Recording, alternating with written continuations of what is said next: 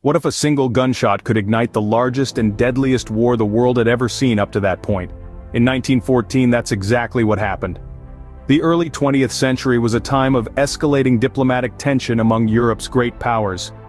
Nations bristled with a sense of nationalistic pride, military alliances were formed, and an arms race was well underway. But it was the assassination of Archduke Franz Ferdinand, heir to the Austro-Hungarian throne, that served as the final spark to ignite this powder keg. On the 28th of June 1914, Gavrilo Princip, a Bosnian Serb, shot and killed Ferdinand and his wife during their visit to Sarajevo. This act of violence sent shockwaves rippling across the continent. Austria-Hungary, in a fury, held Serbia responsible for the assassination, and a month later, on the 28th of July, declared war. This declaration was not taken lightly. Russia, with its Slavic ties to Serbia, mobilized its forces in defense of the small Balkan nation. This mobilization triggered a domino effect across the continent. Bound by a complex web of alliances and treaties, Germany, France, and Britain were pulled into the conflict. The war was no longer a regional dispute. It had become a world war. By November of the same year, the Ottoman Empire, drawn by strategic interests and a chance to regain lost territories, joined the fray, aligning itself with the Central Powers, Germany, Austria, Hungary, and Bulgaria. The assassination of a single man had set off a chain reaction, engulfing nations far and wide. The world watched as the stage was set for what would become one of the most devastating conflicts in human history. And with the declaration of war, the world was set on a path of destruction and despair. As the war began, it quickly became a brutal and bloody stalemate. Germany had a clear strategy: defeat France swiftly, then redirect their forces to the Russian front. However, as the old adage goes, the best-laid plans of mice and men often go awry. As the year 1914 drew to a close, the Western Front had transformed into a continuous line of trenches, stretching from the English Channel all the way to Switzerland. Picture this: muddy, cold trenches infested with rats and lice, filled with soldiers huddled together, their spirits dampened by the constant rain and the chilling cold. This was the grim reality of trench warfare. The initial German strategy had failed, and the war had descended into a static, grinding stalemate. Meanwhile, the Eastern Front was a different story. It was more dynamic, with territories changing hands and lines shifting back and forth. But despite the costly offensives and the thousands of lives lost, neither side could gain a decisive advantage. It was a war of attrition, where the side that could endure the longest would emerge victorious. As the war raged on, it expanded to more fronts. Countries like Bulgaria, Romania, Greece, and Italy were drawn into the conflict between 1915 and 1917. Each new player brought fresh soldiers, but also new complications and more fronts to manage. The war had become a global conflict, stretching resources thin and straining the already tenuous lines of communication. In the midst of this chaos, in early 1917, the United States entered the war on the side of the Allies.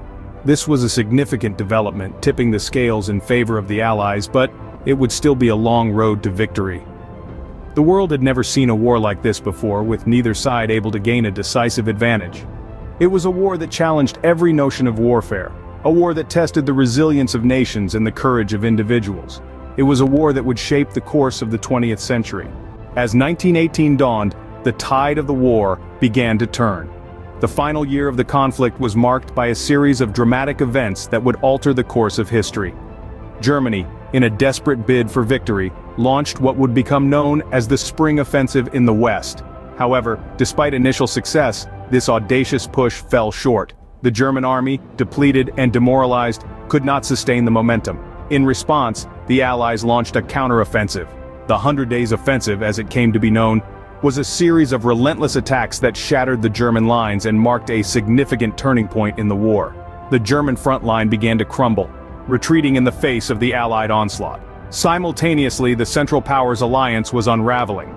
Bulgaria was the first to capitulate, agreeing to an armistice in late September.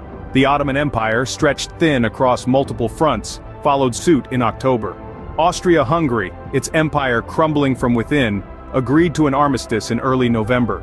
Germany was left standing alone. Back in Germany, the home front was in turmoil. Food shortages, strikes, and civil unrest were rampant. The German people were tired of war. Kaiser Wilhelm II, facing revolution at home and a mutinous army on the brink of collapse, abdicated on November 9th. The German Republic was proclaimed, and an armistice was signed 3 days later.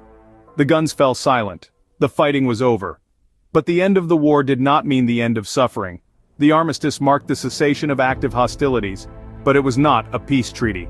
The terms of peace would be hammered out over the next several months in Paris, leading to the Treaty of Versailles. The war had been a cataclysm of unprecedented proportions, leaving in its wake a world forever changed. Empires had fallen, new nations had been born, and the map of Europe was redrawn. The Great War had ended, but its effects would reverberate for decades to come. The guns fell silent, but the scars of the Great War were far from healed. The end of the war did not mean the end of suffering. As the guns fell silent and the smoke cleared, the world was left to grapple with the aftermath of this devastating conflict. The Paris Peace Conference convened in January of 1919, gathering leaders from around the globe to negotiate the terms that would shape the post-war world. The Treaty of Versailles, signed later that year, ended the state of war between Germany and the Allied powers. However, it imposed heavy reparations on Germany and held it solely responsible for the war, a point of contention that would later fuel the fires of World War II. The map of Europe was drastically redrawn in the aftermath of the war. The dissolution of the Russian, German, Austro-Hungarian and Ottoman empires led to the emergence of new independent states, such as Poland, Finland, Czechoslovakia and Yugoslavia. These new nations, born out of the ashes of war, had to navigate their own paths in a drastically different world. The human cost of the war was unimaginably high. An estimated 9 million soldiers perished, with another 23 million left wounded. Civilian deaths reached approximately 5 million, caused by a mix of military action, hunger, and disease. Genocides carried out during the war added to this staggering death toll. To add to the post-war misery, the world was hit by the Spanish flu pandemic in 1918, which claimed millions more lives. The aftermath of World War I was characterized by instability and unrest. The war had shattered economies, uprooted millions, and left deep psychological scars on societies. The fallout of the war, combined with the harsh conditions of the Treaty of Versailles, created a volatile mix of resentment and nationalism. This, in turn, set the stage for another, even more destructive conflict just a few decades later. World War I, a war that changed the world, a war that the world will never forget.